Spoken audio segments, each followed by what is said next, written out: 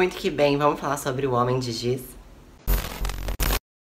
Oi pessoal, meu nome é Diana Martins e hoje eu vou falar sobre o livro O Homem de Giz. Esse é o primeiro livro publicado pela autora C.J. Tudor. Ele é um livro de suspense e a autora já tem mais outros 2 livros, que é O que Aconteceu com Annie e também As Outras Pessoas. E eu decidi começar pelo primeiro livro da autora pra ir meio que assim, né, seguindo numa ordem cronológica. Então se você gosta de C.J. Tudor, se você gosta do Homem de Giz, se você gosta desse tipo de vídeo de resenha sobre livros de suspense, já deixa o seu like. Eu vou deixar o link pra compra desse livro aqui na descrição, tá? E comprando por ele você vai me ajudar muito. E obviamente, se você não se inscreveu ainda, se inscreve.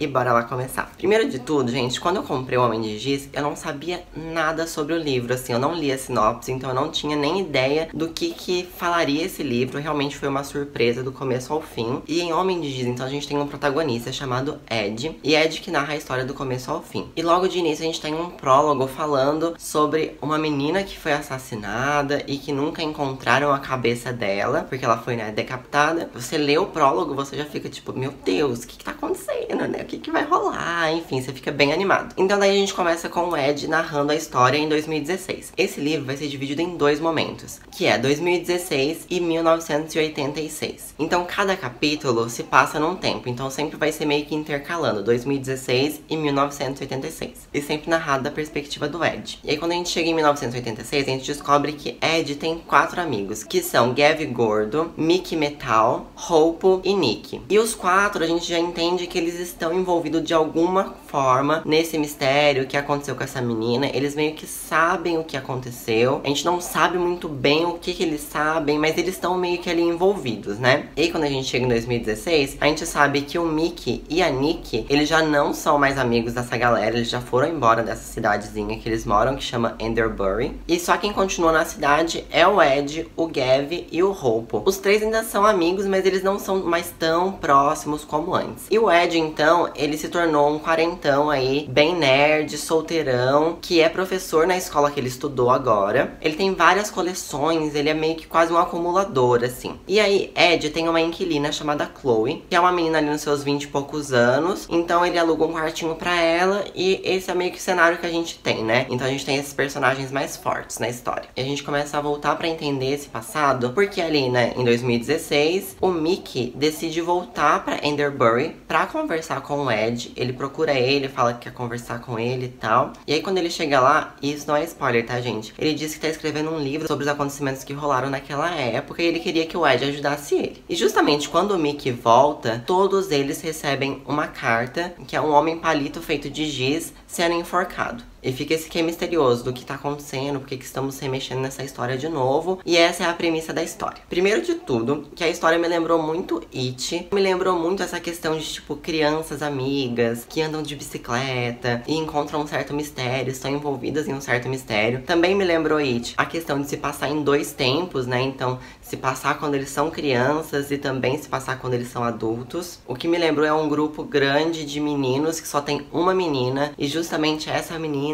ela é a mais moleca, a mais diferentona das meninas. E ela tem muito problema com o pai dela, que também é o que acontece em It. Tem várias referências. E aí depois, agora pesquisando um pouco mais, né? Porque como eu falei pra vocês, eu não sabia a sinopse nem nada. Mas diz que realmente bebeu muito dessa fonte de It e também da fonte de Stranger Things, né? Até por ter essa questão muito dos anos 80 também. E isso pra mim não foi um problema, tá, gente? Pra mim realmente o que acontece na história é que o mistério, ele cada vez ele vai crescendo mais. Se você não sabe a sinopse do que tá acontecendo, você fica, tipo, muito nessa expectativa de, tipo, meu Deus, tá aí, o que tá acontecendo? Quem é, sabe? Tipo, e aí o mistério só cresce, só cresce, só cresce, só cresce. A gente passa da metade do livro com o mistério ainda crescendo. E aí quando a gente começa as revelações, não é surpreendente, sabe? A autora, ela meio que desenvolveu muito o mistério, mas ela não desenvolveu tão bem como as revelações foram postas. Quando revelou, você só fica meio, tipo, kkk, beijos, sabe? Tipo, tá bom, entendi. Não é nem que são desfechos ruins,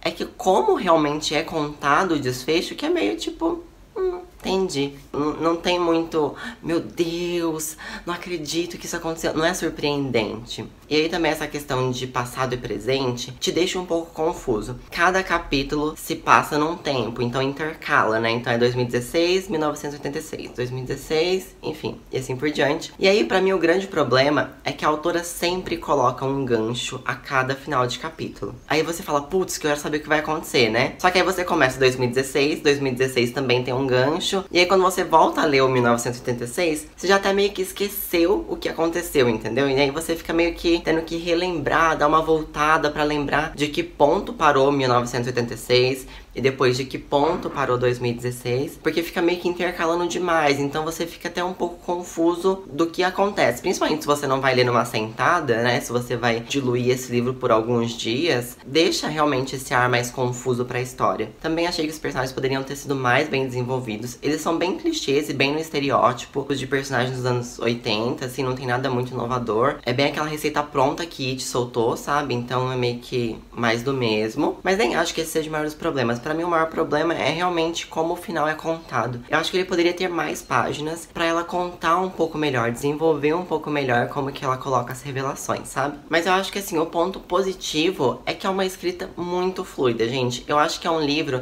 que dá pra você ler numa sentada. Ele tem 270 páginas, então além do número de páginas, o jeito que o autor escreve, tem bastante diálogo. Tem algumas páginas que acabam na metade, o capítulo só começa na outra. Então, assim, é um livro bem gostoso de ler, assim. Você se envolve, você quer saber mais. Eu acho que é isso. O problema é realmente o final que não foi tão bem desenvolvido. E eu acho também, falando do final, eu achei o final do protagonista, né, do Ed, um pouco creepy. Senti que ela quis dar esse lado aí, meio que ele realmente não bate muito bem na cabeça. Achei o desfecho dele, assim, bem creepy mesmo, sabe? Bem esquisitão. E senti também que ficou um ponto solto na história. Eu vou entrar aqui no momento de spoiler. E eu coloco aqui o momento que eu paro de falar com spoiler, tá? Só mesmo pra comentar com vocês e pra quem já leu, pra comentar comigo se realmente foi uma coisa que eu deixei passar ou se realmente faltou isso.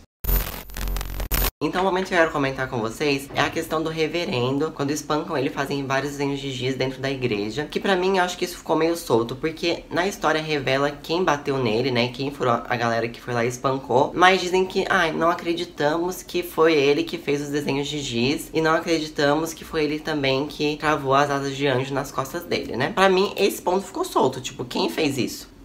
Ficou esse ponto aí. Acho que a autora tentou meio que soltar uma de nem tudo pode ser revelado. Mas achei que ficou meio ponto de interrogação, sabe? Aí não sei se foi eu que perdi alguma coisa na leitura, mas achei que não revela quem fez isso. E aí pra mim fica parecendo que é só meio tipo, estou tentando enfiar mais desenhos de homem de giz na história, mas que eu nem vou contar por que eles apareceram, sabe? Enfim, então voltando aqui sem spoiler. E eu acho que no contexto geral é isso, gente. E aí eu acho que a autora tentou pra cobrir esse furo soltar um tipo, nem tudo pode ser revelado, que não sei o que. Eu acho que não funcionou muito bem, porque eu acho que foi meio tentar enfiar desenhos de homem de giz na história, mas que eu não vou te contar porque que isso entrou aqui, quem fez, quem não fez, e aí fica essa coisa meio em aberto, meio, mistério, mas na verdade é só um furo mesmo que ela não soube resolver, sabe? E gente, é isso. Num contexto geral, eu daria 2.8, 3 estrelas de 5, né, pra Homem de Giz. Eu acho que é um livro ok, é um livro gostoso de ler, não acho que é horrível nem nada assim, mas eu acho que poderia ter um final mais desenvolvido, mais interessante, enfim, sabe? Eu acho que é aquele livro mediano que você vai gastar seu tempo pra falar,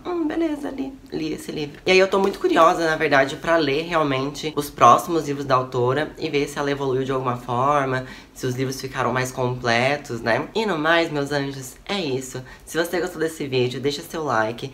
Comenta aqui embaixo se você gostou de Homem de Giz, o que você achou, se você realmente achou que a história se perdeu. Me segue também nas redes sociais, por lá eu sempre vou dando os updates que eu vou achando das leituras, então vou deixar aqui passando pra vocês. O link pra compra desse livro vai estar aqui na descrição, se você comprar por ele você vai me ajudar muito. E claro, né, se você não se inscreveu ainda, se inscreve, ativa o sininho pra você ser notificado quando eu posto um vídeo novo. E a gente se vê no próximo vídeo. É isso, um beijo, tchau!